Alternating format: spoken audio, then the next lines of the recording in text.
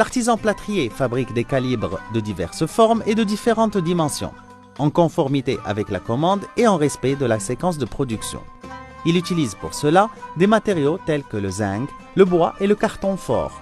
Une fois le calibre réalisé, l'artisan plâtrier le teste pour s'assurer de sa consistance et de sa conformité.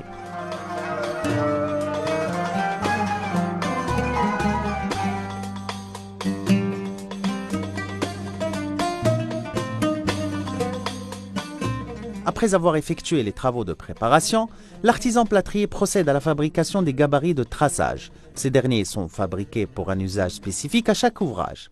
Il réalise des plans et des dessins à l'échelle en spécifiant les types de traits et en appliquant les principes de construction géométrique et les techniques de dessin.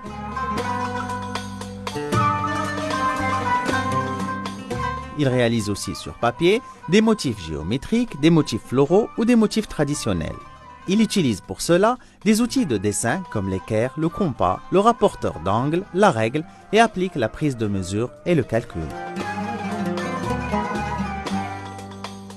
La fabrication des moules de coulage permet de dupliquer les composantes de plâtre sculpté. L'artisan plâtrier recourt à cette technique pour des productions en série de pièces de plâtre dont la sculpture manuelle demande beaucoup d'efforts et de temps. La fabrication de moules de coulage se fait à partir de matières qui permettent de prendre les empreintes d'un objet et doivent être durcies avant le moulage.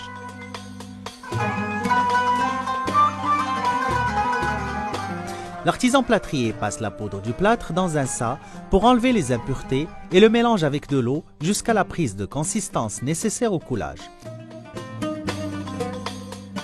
Ensuite, il commence à couler avec une cuvette et étaler le plâtre sur le noyau, et ce jusqu'à l'obtention du remplissage du profil, qu'il soit linéaire ou circulaire.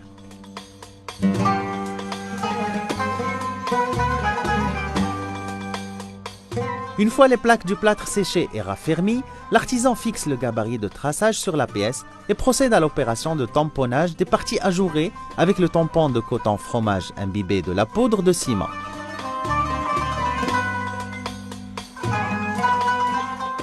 Ainsi, les parties à sculpter sont celles qui sont vides et délimitées sur la surface de la pièce de la poudre. L'opération de sculpture suit un mode opératoire bien défini. L'artisan plâtrier commence par fixer la plaque à sculpter sur le plan de travail, puis transpose le motif géométrique et floral sur la pièce.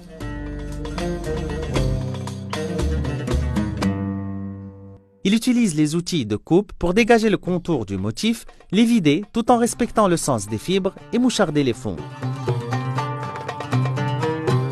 Il procède au final à la sculpture des surfaces et des arêtes. Pour cela, l'artisan utilise des outils de perçage.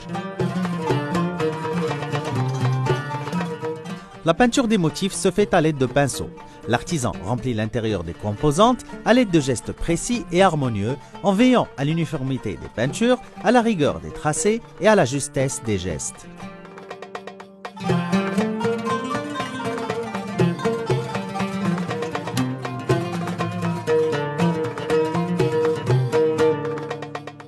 Sur la base du plan d'installation, l'équipe des intervenants sur le chantier procède à l'installation de l'ouvrage en tenant compte des rôles et des responsabilités de chacun, tout en respectant les conventions de tracé, les caractéristiques du lieu de la pose, les exigences liées aux opérations d'installation et en appliquant les techniques de protection du lieu et la mise sous tension des équipements.